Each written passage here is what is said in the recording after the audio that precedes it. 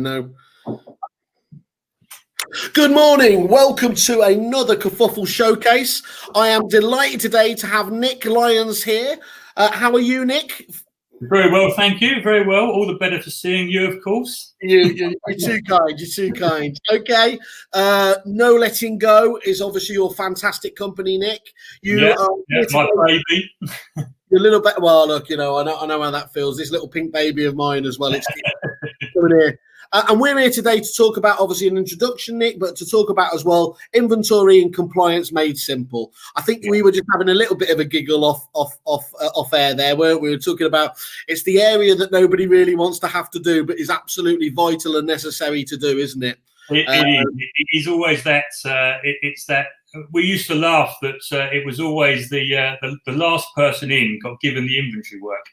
In a letting agency, and then you decided to make an entire business of it. Love it. Absolutely. I thought that was a niche. Cool. Okay. Well, let's just, for those people that don't know, and I mean, I think when we're coming through this, the size, the scale of the business, it will very clearly reinforce, obviously, your position in the marketplace. But for those that don't know, just give us an idea. Who are No Letting Go, and why are NLG so unique? Well, it's interesting because if I probably the easiest way to explain it is to go back a little bit to when I first set the business up. I originally came out of the search business, so the guys that do the conveyancing searches and that neck of the woods. And what happened is that all the hips was going a bit mental at the time, back in sort of 2004, 5, around that sort of period. And I looked at the Housing Act in 2004 had a piece of legislation related to deposits, which we all know about now, of course, around deposit protection, but it hadn't come in at the time. And so, I was looking at that part of looking at that piece of legislation. I had a whole range of skill sets in that arena, and I thought, there's a bit of an opportunity. They're bringing in legislation related to deposit protection. The one thing they're going to need is evidence. Yeah. You can't make a claim against something without any evidence. So I set about to build a business around providing evidence. My focus was to provide to have a consistent product across the UK.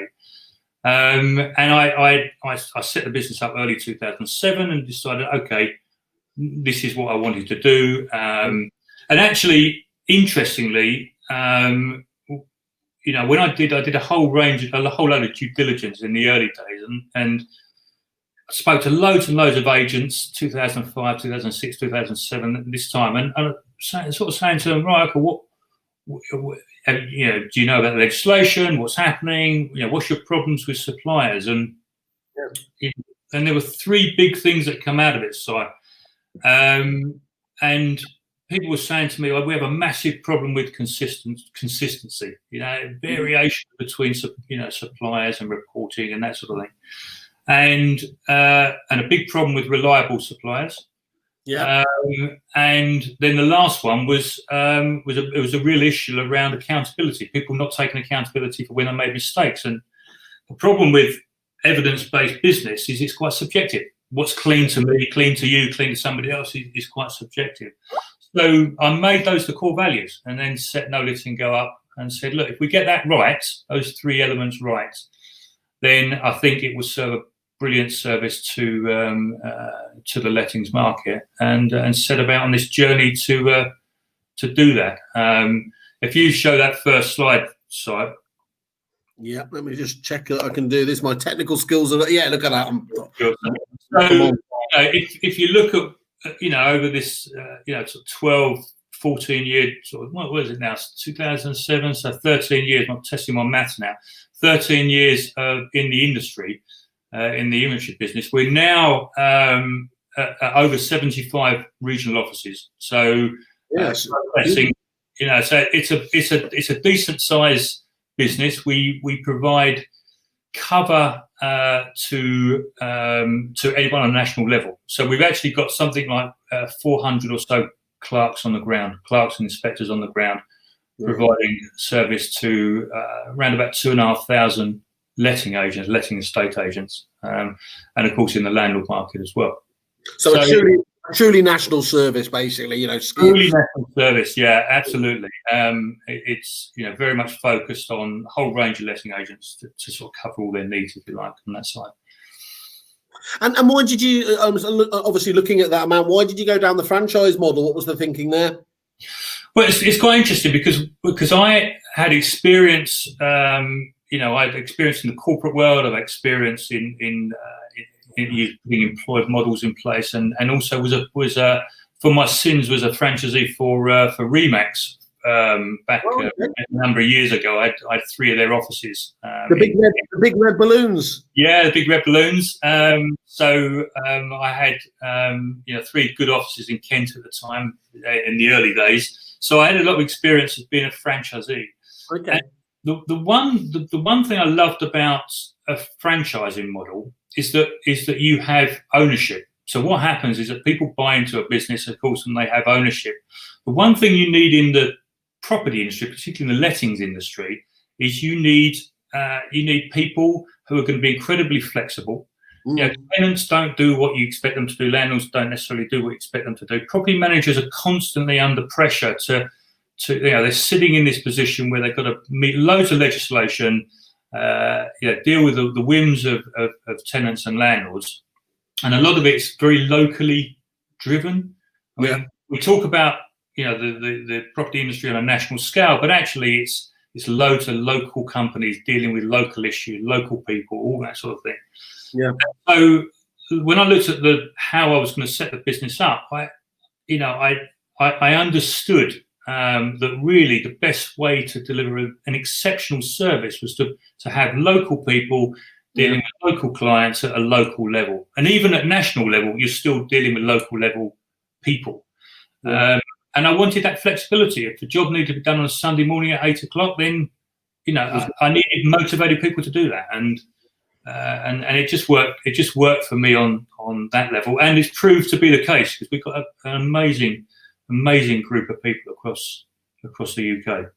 Well, those are just huge numbers, obviously, just to look at there. It's such a, there's a lot of people that talk about their ability to service, nationally, but really it feels like they're chancing their arm there. It's not quite the full service proposition that you've clearly got a tick in the box, as you literally got a tick in the box on all of these points on the left-hand side.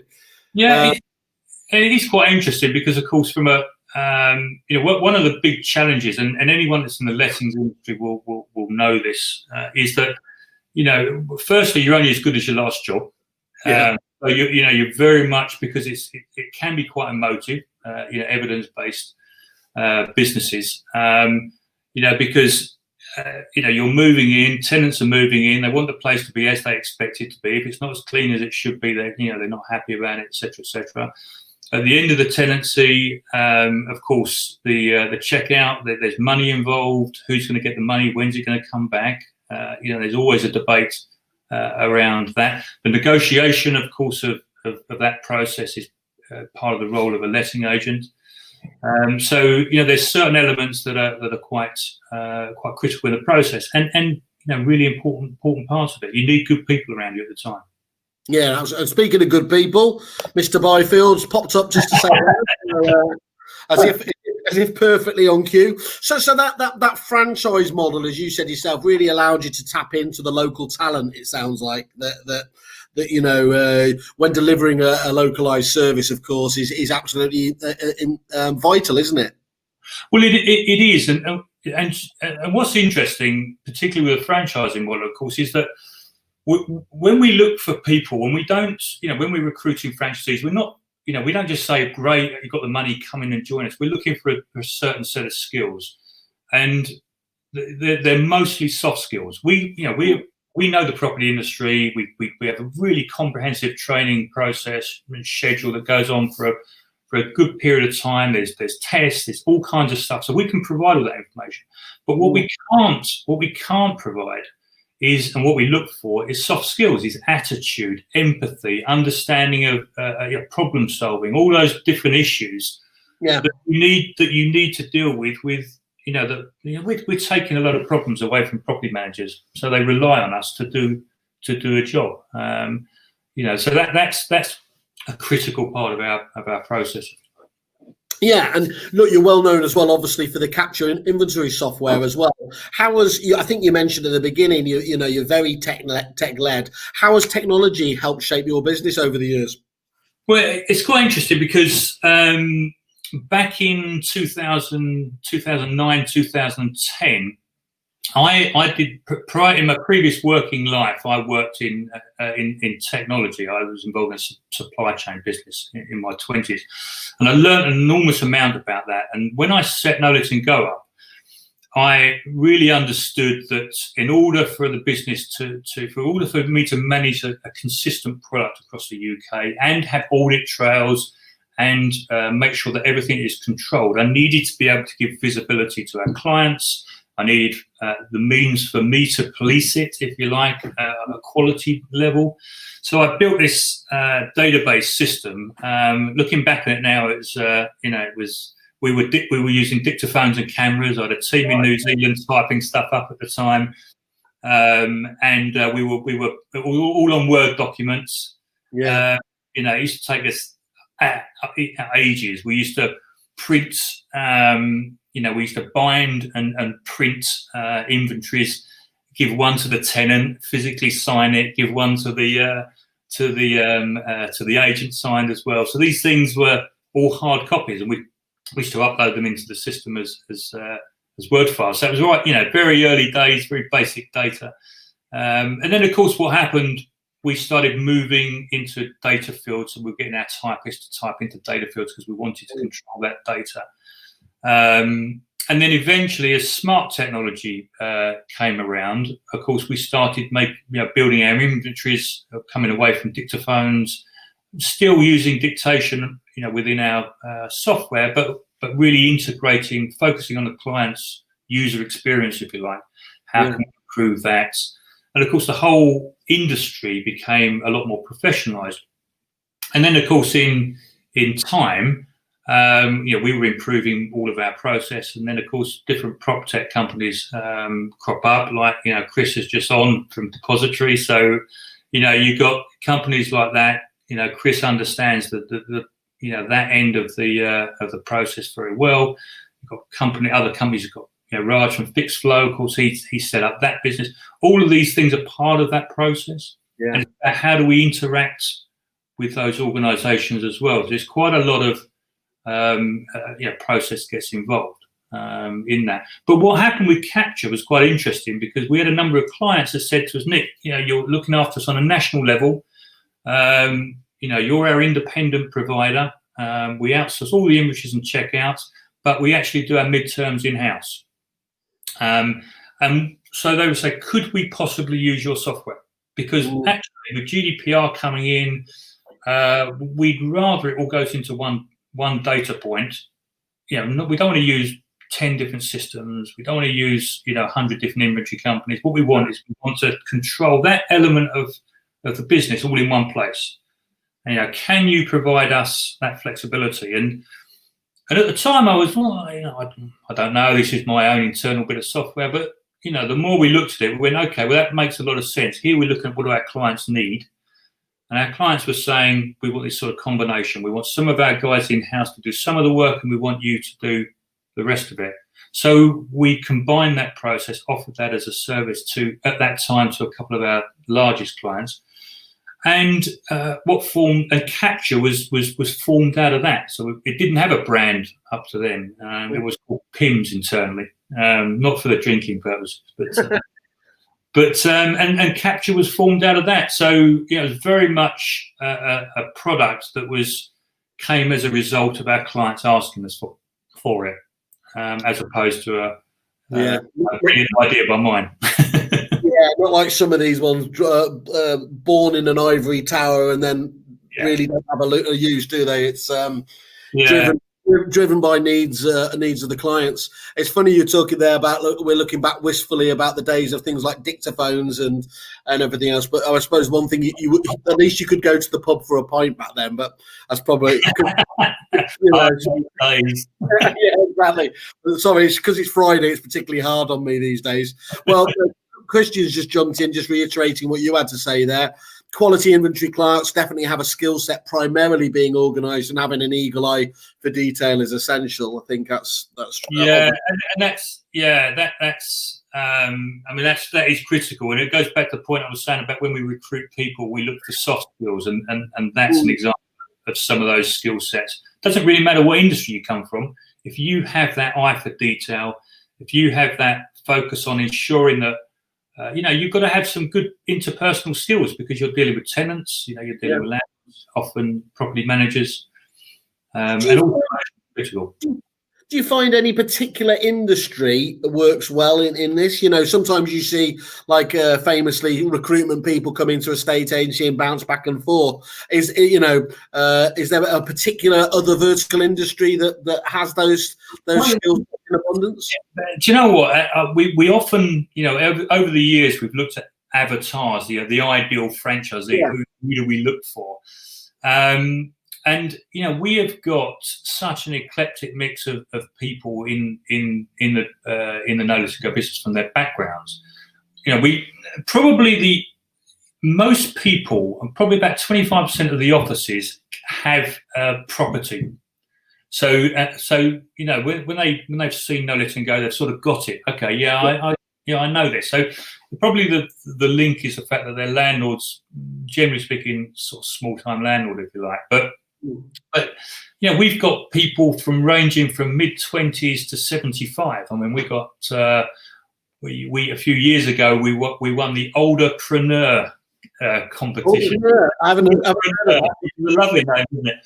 So we won that as a guy called Charles that runs our office in West Berkshire and Oxfordshire, that neck of the woods. And he's in his 70s. He's a fantastic guy. He's run nightclubs before. He comes from a sort of the hospitality world. Right. Very switched on guy. Great guy. Great personality. But we've got people that come from, got teachers. We've got people from the IT world. We've got some people out of retail. Consultants. A whole range of people. So it really is hire for attitude, train for skill. Then, yeah. It is absolutely, and we have got, I think, probably about 10% or 15% of people have come from where they've had small inventory companies and they've converted over. They sort of would want to be part of a larger group rather than like a run a small operation, and they've done very well out of it because obviously. Have you got space for more franchisees, or is that it? Pretty much? When I carved up the country in the early days, Game of Thrones style, yeah. Winston Churchill. So when I looked at that, but we had about 150 or so territories, but that of course includes Highlands of Scotland and sort of west coast of Wales and Northern Ireland stuff. But we've got now pretty much all of the student cities covered, and if it's an area we haven't got covered, we cover it from a neighbouring office. So we a lot of our clients are people that want to service nationwide. The franchise market deal with all of the independents, all of the guys that are sort of probably 1 to 10 offices will, generally speaking, deal with the local offices, and then we'll deal with people on a whether it's an online company or whether it's people like the Your Moves of this world and et cetera, et cetera. So everything in between, which makes the model work very well. And approximately how many offices do you service from those 75 offices? So we've got around about 2,500 agents that we deal with. Some we're primary supplier, some we're one of 3 or 4 or 5 suppliers. But that's 2,500 agents we deal with on a regular basis. And then, of course, on top of that, we deal with some landlords. across the market. Most of our business, pretty much nearly all of it, is agency. Okay. We're a B2B company. We don't get too involved in landlords unless they really want us to. Yeah. And your business is all about consistently meeting people, really. Obviously, that's been curtailed to a large degree with the COVID pandemic. So, what's been your approach during this whole kind of lockdown, out of lockdown, back into lockdown process? Well, do you know what it was? I mean, obviously, at the end of March, we came into April. There was a lot of concern into the market. I mean, fortunately, because obviously we have a branded structure and we have all the control mechanisms in place. One of the things that we obviously took it very seriously, like everyone else did, and we implemented processes and procedures straight away across the whole market. And so in the early part of April, of course, we implemented processes on the basis of all the 2 meter, all the government recommendations got put in across the whole network. But the other element that we certainly put in place from a checkout perspective was that we, at that time, we allowed 48 hours before we went and did a checkout, for example. So when the person left, usually with a checkout, you're meeting them on site, going through the process. We implemented a 48-hour process where they left, they dropped the keys off with the agent. We then went 48 hours later. We were sterilising keys as well, which we still do to this day. So if we're picking up keys, doing things like leaving keys on the wall, and stepping back, and so there's a whole range of stuff that we do. Probably the area that got hit hardest, Simon, was the midterms. We do an incredible amount of midterm inspections across the market. For a lot of our clients, and we're meeting people, a lot of vulnerable people, of course. So we had to stop those. Arla obviously had recommended to the market anyway that made some adjustments in that way. So that's been quite tricky. And now what we've done is we've introduced a whole series of tools with our technology to enable midterms to carry on, because at the end of the day, that it's a contractual requirement under most tenancy agreements, and they have to be done in one form or another. So we've introduced things like tenants being able to do some self-checking. We've been involved in. We look after the whole process anyway, so we will call tenants in advance, and if they have to be there, obviously we'll turn up with gloves and masks and get them to step outside the house or stay in different rooms while we go through things. There's a whole series of processes going in. It really is, isn't it? It's a big amount. It's a big amount to add on top of what is it. It wasn't like you were quiet beforehand, was it? Put all this to make it happen can't be understated, can it? Really, in terms of the new challenge. It's tricky, and I think the probably the biggest. At the end of the day, what's I think has been amazing with the industry is how the industry has adapted. Our clients, and I'm sure this is the same with all of my competitors and other suppliers in the market. The letting agents, they're a great bunch of people. So people have adapted really well to them and said, okay, we've got to get this done. How are we going to do it? So things like we're picking up keys from people's houses, because obviously the property man, we've got to get access to keys to get in. How do we do that? We're handing stuff over to cleaners and different people. So there's been a sort of like a coming together of the property industry to try and solve the problems, which I think is amazing. Really, really. Yeah, you're absolutely right, aren't they? I often say that the "all in this together" mantra is often just thrown out there quite lazily, and property in particular, estate agents have been accused of not keeping up with the times, whether that's technology or legislation or anything else there, and it's awfully unfair, because if you see, obviously, as you said, they obviously, like everyone, we hit a brick wall like that with lockdown, but it was literally a matter of weeks before people started pivoting and changing the model and just getting on with it. I don't want to overplay the kind of blitz spirit, because of course we still had people fighting in the supermarkets for toilet roll. Absolutely. The industry itself really didn't it? As you said, did a really good job of just getting on with it. Yeah, and I think through April we still had a lot of work going on because there was processes already started that had to be finished. Fortunately, the property market was allowed to kickstart on the 1st of June, so we were impacted probably less than many industries. And of course, we've bounced back partly with the stamp duty adjustments, and so the industry has sort of bounced back quite quickly. But we're a the industry provides shelter at the end of the day, which is a requirement for all of us. So that market has to go on. It's a strong underlying market, and has to be serviced. And there's an enormous amount of regulation and compliance sitting in it, which a strong an argument for being essential workers as you can have, really, isn't it?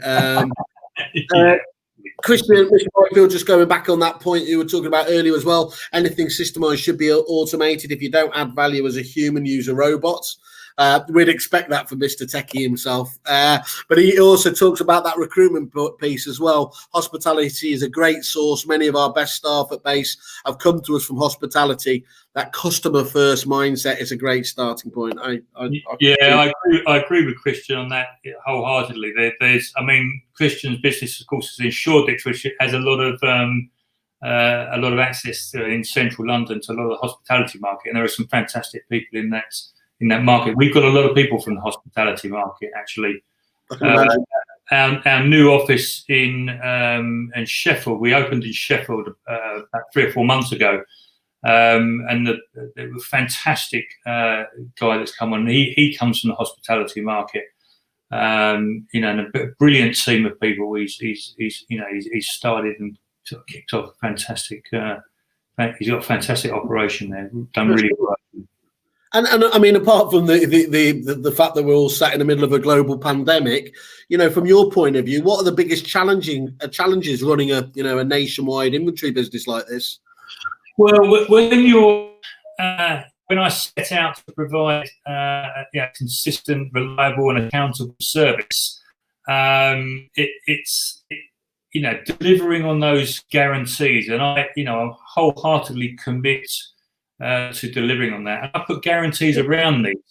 So managing that and managing the inspectors that each of the offices bring on a class, we have. Ongoing training. A lot of it's done these days on Zoom, of course, because of course we can't get on site in certain areas. But we're constantly training. We've got CPD programs going on. We train our offices to properly manage your levels. So we're not just teaching you how to do inventories. We're looking at tenancy agreements. We're looking at deposit schemes. We're looking at the legalities.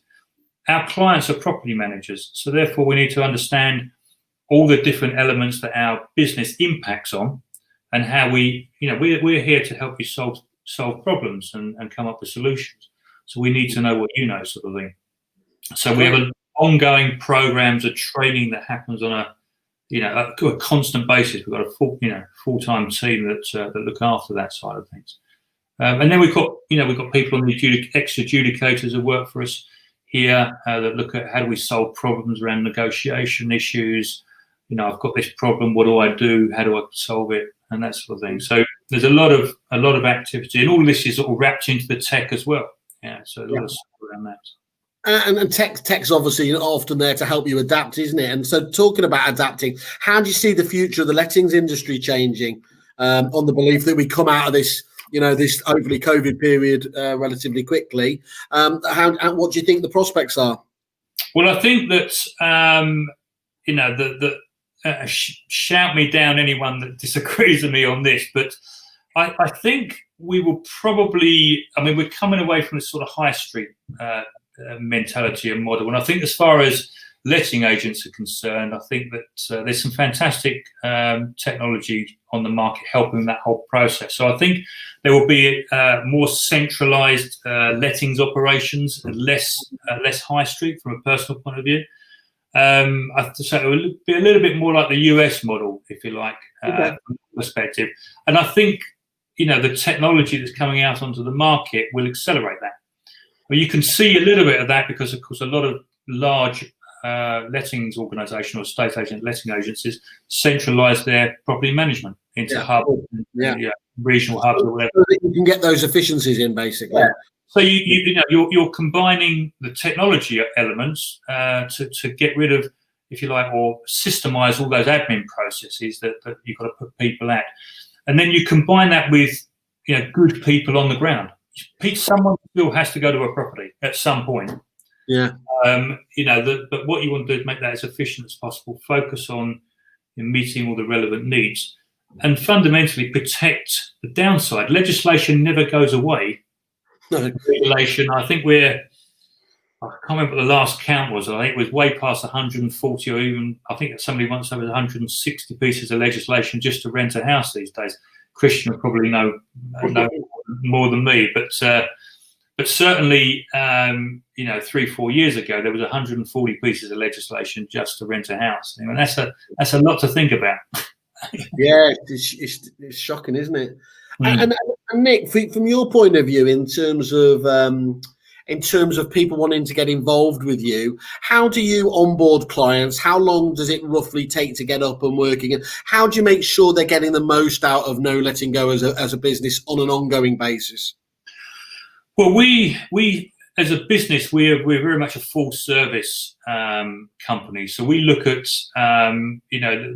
now we've sort of moved from inventory management services. We're sort of boots on the ground, so we're very much about delivering a whole range of services that fit into our sort of core skill set, if you like.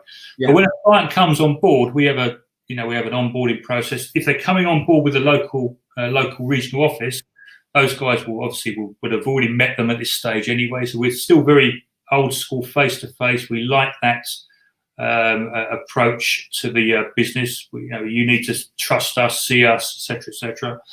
The larger companies that we deal with across regional, myself and the team, people like Lisa Williamson and Justine here, we get heavily involved in that process because we look to see what are you trying to achieve. Are you looking to centralise your property management, and therefore you're looking for one inventory company? You're looking for 2 or 3 inventory companies? Have you got, are you in the student market? Do you have a problem with a massive peak in the summer? We look at your business. How do we combine our capture services, capture software with our No Letting Go services? How does that work? We have all kinds of processes. We have automated check-ins, for example. So, when the tenant fee ban came in a couple of years back, we engineered out that process. We were doing inventories and check-ins and check-outs, and of course, now you couldn't charge a tenant for a check-in, so we actually engineered that out and offered it as a free service to our clients. So look, let's put a bit of tech in. It's one of the areas where tech has been amazing. Yeah. We've automated that process and engineered out. So there's a whole range of, far too many for me to talk about now, but a whole range of features that our service offers, people-wise, and the tech and the combination of. So we sit down with the clients and say, right, okay, let's have a chat, see if we can go through it and see what we need. And then actually onboarding and getting things going is pretty instantaneous. We're big enough and ugly enough and been in the game long enough to know what we have to do to get things working. Well, I certainly know a large number of those 2,500, businesses that you're talking about, and they're certainly, they set high expectation levels, so you wouldn't have that caliber of client on board, and indeed that number of clients without the ability to deliver. Ultimately, Nick, it just, it's a fairly obvious point, isn't it? And talking about the clients, do you have an ideal demographic of client in terms of the size of them, or do you just look across the entire industry? We look. I mean, we're in lettings. Our bag is lettings and property management. We don't steer too far in that. We do some work in estate management as well because it naturally falls into that. So we get involved in inspections for the estate management market, the leaseholder market, if you like. But our core market is letting agent property management companies as well. Yeah.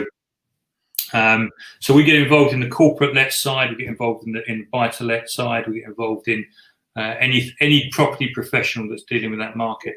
And really, all of the leads, anything that comes into us, I'm very active in the market still. So, I'm not one of these sort of guys that sort of sat back and, in Spain or anything. You're not like me. Not that I can go anywhere, but very much active in that.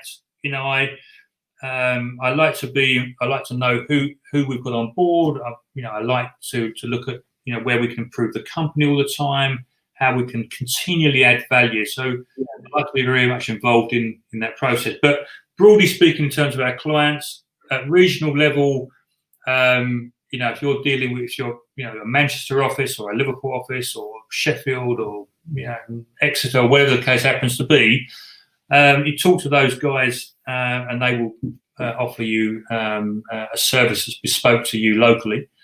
And of course, anyone that's large regional. So if you're looking at people like the Foxtons, the Bradleys, the sort of Walden Partners, those sort of regional type of organisations, or anyone that's nationwide, then we'll deal with them as a national account office, and you have a key account manager here that looks after. We've got a big team of guys internally that, and essentially then the franchise organisation works as subcontractors to us. It's like one massive inventory company, if you like, in that sense.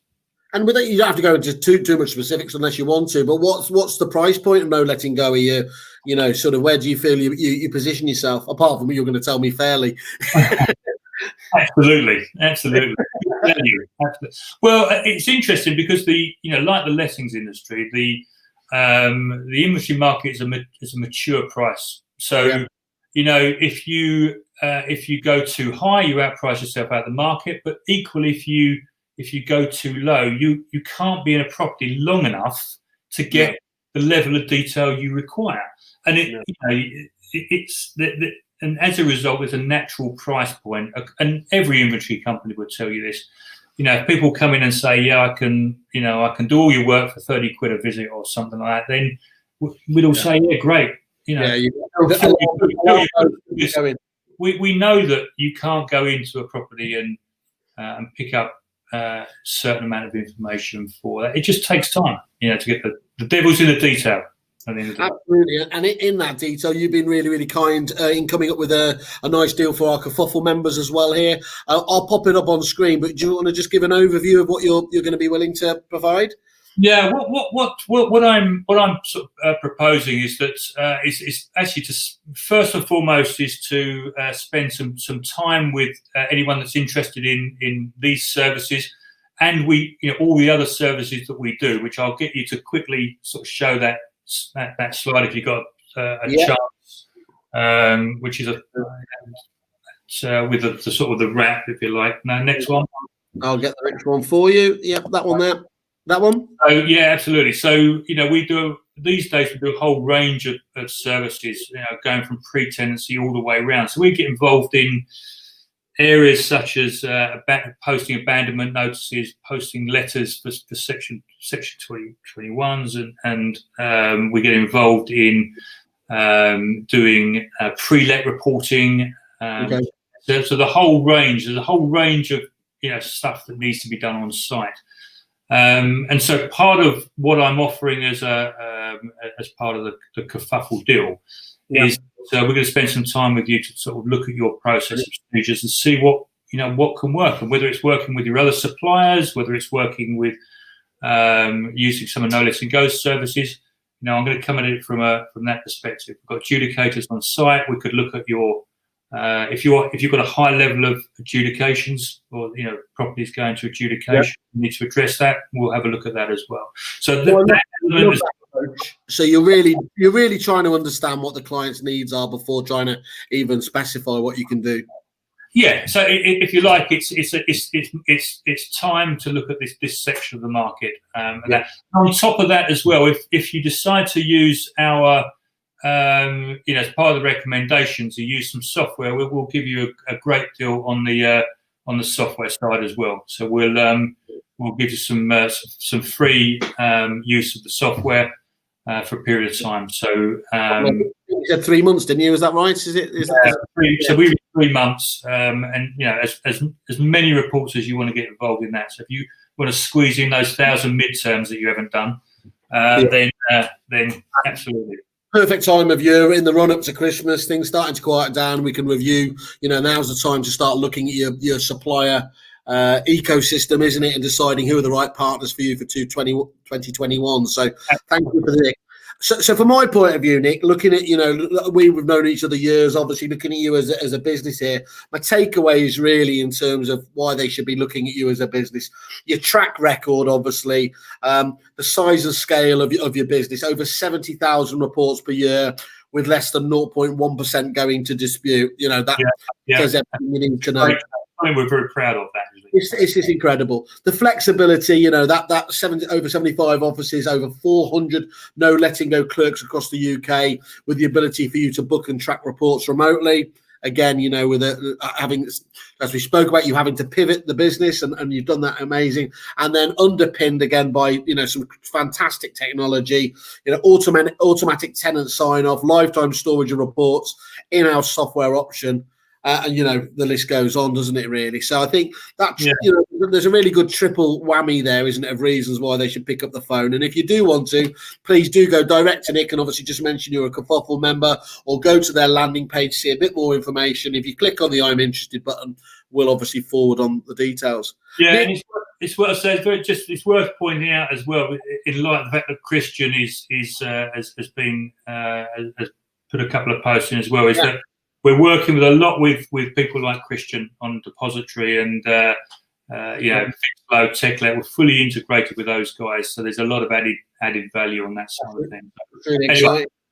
Super. Fantastic, Nick. Well, look, absolutely great. Great to catch up with you on a Friday again, and soon we'll be able to go for a drink. But for now, thank you very much, Nick. Lovely. Take care. Cheers, Simon.